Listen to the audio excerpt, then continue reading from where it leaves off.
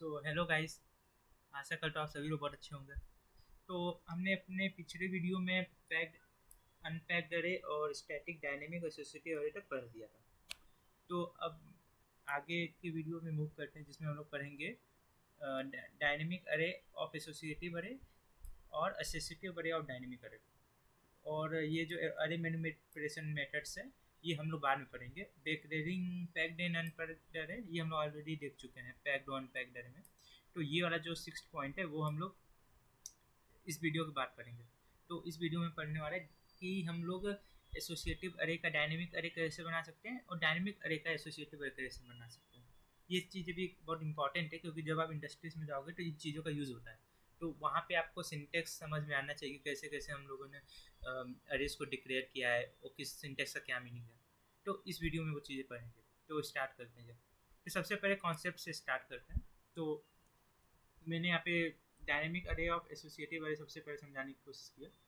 तो इसका मतलब क्या है सबसे पहले तो ये समझते हैं। तो जैसे कि आपको पता है कि डायनेमिक अरे का क्या मतलब होता है कि रन टाइम के पहले ही हम लोग हाँ जब हम लोग को यूज़ करना होता है अरेज को उसके पहले हम लोग उसको स्टोरेज एलोकेट करते हैं डायनेमिक अरे में। ओके। तो अब इसमें क्या होता है इसके लिए जैसे हम लोग यूज़ करते हैं ARR और इसको स्क्वायर ब्रैकेट्स में कुछ नहीं देते हैं। ठीक है। फिर जब यूज़ करने के time ARR equal to new और जैसे कि आपको 2 लेना है तो उसका 2 दे सकते हैं स्टोरेज। ठीक है ऐसे यूज़ करते थे आपको याद होगा। तो उसी तरह जैसे कि मैंने सिर्फ यहाँ पे एक डायनेमिक अरे यूज़ किया है जिसका मान लो कि 1 से 2 से लेकर n तक जा रहा है उसका स्टोरेज। अब उसके हर इंडेक्स में हम लोग एसोसिएटिव टाइप को बनाने की कोशिश करते हैं। तो इसी को बोलते हैं डायनेमिक अरे ऑफ एसोसिएटिव अरे। यानी एसोसिएटिव मतलब डायनेमिक अरे बनाना किसका बनाना एसोसिएटिव अरे का। यानी कि हर इंडेक्स को हम लोग एसोसिएटिव बनाने का कोशिश करते हैं। अब इसका एसोसिएटिव में क्या होता है हर इंडेक्स को हम लोग या तो स्ट्रिंग बना सकते हैं या तो इंटीजर भी बना सकते हैं। ओके। ठीक है। और उसी तरह ये हर इसका जो डायनेमिक है हर इंडेक्स को हम लोग मल्टीपल एसोसिएटिव इंडेक्स बना सकते हैं। तो जैसे कि यहाँ पे एक बनाया फिर यहाँ पे इसका दो भी बना सकते हैं 3 भी बना सकते हैं ऐसे ये भी n तक जा सकता है। उसी तरह 2 का भी 1 से लेकर n तक ऐसे जा सकता है। इसी तरह n का भी 1 से लेकर n तक जा सकता है। ओके ये समझ में अभी आए अच्छे से नहीं समझ में आएगा पर मैं एग्जाम्पल को समझाऊंगा तो समझ में आएगा। और इसका जो सिंटेक्स होगा वो इस टाइप का होगा। ठीक है। ARR पहले हम उसको डायनेमिक बनाएंगे और फिर किसका डायनेमिक बनाना है एसोसिएटिव का। तो एसोसिएटिव मान लो कि मैंने यहाँ पे स्ट्रिंग दिया है। ठीक है ना स्ट्रिंग दिया है यहाँ पे यानी कि आप इसको अल्फ़ाबेट्स के फॉर्म में इसको स्टोर कर सकते हो डेटा को इंडेक्स इसका जो है और जो डेटा क्या होगा वो इंट होगा। ओके। तो ये चीज़ है डायनेमिक अरे और एसोसिएटिव अरे। अब उसी तरह एसोसिएटिव अरे और डायनेमिक अरे होता है जिसमें हम लोग डायनेमिक एसोसिएटिव अरे बनाते हैं किसका डायनेमिक अरे का। तो एसोसिएटिव में मान लो कि तुमने स्ट्रिंग फॉर्म में ये सारे दिए हैं। ठीक है स्ट्रिंग फॉर्म में ये इंडेक्सेस हैं और मैं जैसे ने बताया यहाँ पे कि हर इंडेक्स में हम लोग मल्टीपल एसोसिएटिव अरे यहाँ पे दे सकते हैं। उसी तरह यहाँ पे भी है मल्टीपल डायनेमिक अरेज हम लोग यहाँ पे दे सकते हैं हर स्ट्रिंग में। उसी तरह जैसे 1 2 ये भी n तक जा सकता है। उसी तरह y का भी है 1 2 से n तक जा सकता है। 2 का भी है z का भी है सॉरी z मान लो तो इसका भी 1 से लेकर n तक जा सकता है। तो इसके इंडेक्स क्या होगा इसके इंडेक्स होगा ARR मतलब कोई भी नाम आप दे सकते हो फिर एसोसिएटिव अरे यहाँ पे होगा और फिर इसका उसका डायनेमिक हमें बनाना है। ठीक है। तो ये हो गया। अब आप इसको देखते हैं एग्जाम्पल के थ्रू तो उससे ज़्यादा अच्छे से क्लियर होगा। तो जैसे कि मैंने यहाँ पे ये प्रोग्राम का एग्जाम्पल दिया है। सबसे पहले मैं इसको एक बार रन करके दिखाता हूँ।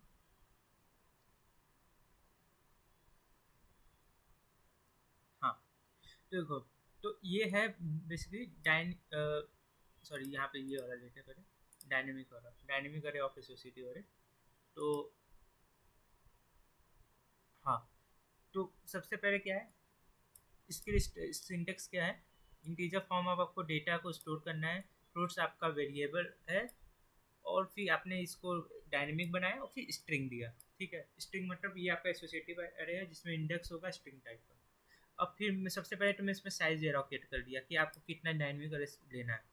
टू लेना है तो मैंने 0 तो यहाँ पे 2 दिया और फिर 0 1 है इसका इंडेक्स।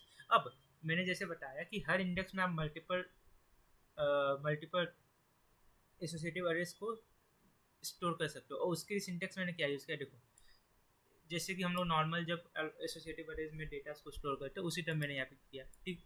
फिर कर्ली ब्रेसेस में आप उसका इंडेक्स दे दो, इंडेक्स फिर उसका वैल्यू दे दो, फिर इंडेक्स फिर वैल्यू दे दो, ऐसे करके आप मल्टीपल डेटा को स्टोर कर सकते हो, ठीक है। तो मैंने यहाँ पे एप्पल दिया इंडेक्स और ग्रेप दिया, और जिसका इंडेक्स है सॉरी वैल्यू है 1 और 2।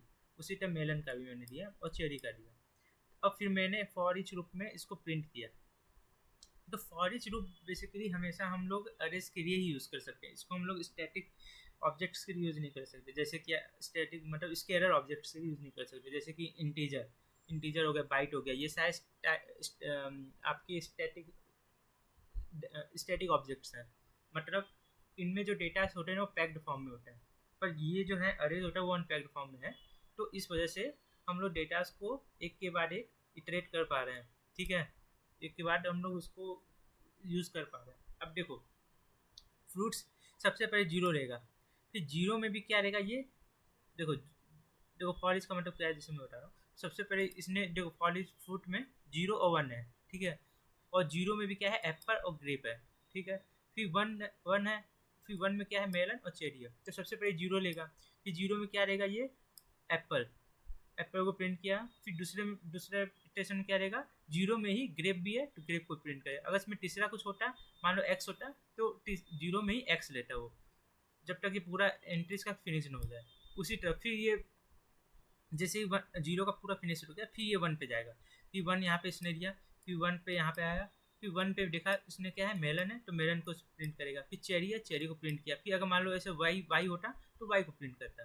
तो अब आपको समझ में आएगा मल्टीपल फॉर ईच लूप कैसे यहाँ पे यूज हुआ है, ओके। तो इसको जब प्रिंट किया तो देख सकते हो आप, जीरो पहले प्रिंट हुआ, फिर उसका एप्पल इंडेक्स पे वैल्यू प्रिंट हुआ। फिर इसी तरह जीरो में आपका इंडेक्स ग्रेप है तो ग्रेप की वैल्यू प्रिंट हुई। उसी तरह फिर इंडेक्स 1 पे गया, डायनेमिक करेगा, फिर एसोसिएटिव करेगा, चेरी लिया, फिर मेलन लिया, उसका वैल्यू उसने प्रिंट किया। तो आपको समझ में आ रहा होगा कि ये कैसे यूज हो रहा है। उसी टाइम हम लोग एसोसिएटिव का देखते हैं। तो एसोसिएटिव का सिंटेक्स क्या है, पहले आपको डेटा टाइप डिफाइन करना है, फिर वेरिएबल, फिर आपको एसोसिएटिव है, फिर डायनेमिक है। तो सबसे पहले एसोसिएटिव बारे में बता दो कि आपको पहले इंडेक्स में कितने उसके मतलब पहले इंडेक्स में आपको कितने स्टोरेज चाहिए, फिर दूसरे इंडेक्स में कितने स्टोरेज चाहिए, क्योंकि इसमें हर एंट्री ही डायनेमिक टाइप का होता है। तो आपको हर एंट्री में जाके आपको साइज बताना पड़ेगा, करेक्ट। तो उसी तरह जैसे कि मान लो मैंने नेम इंडेक्स पे डिफाइन किया 2 साइज, उसी तरह एज इंडेक्स पे मैंने क्या डिफाइन किया 2 साइज। तो मैंने फिर इसमें वैल्यू रॉकेट कर दी, जैसे हम लोग डायनेमिक अरे में स्टोरेज मतलब डेटास को देते हैं।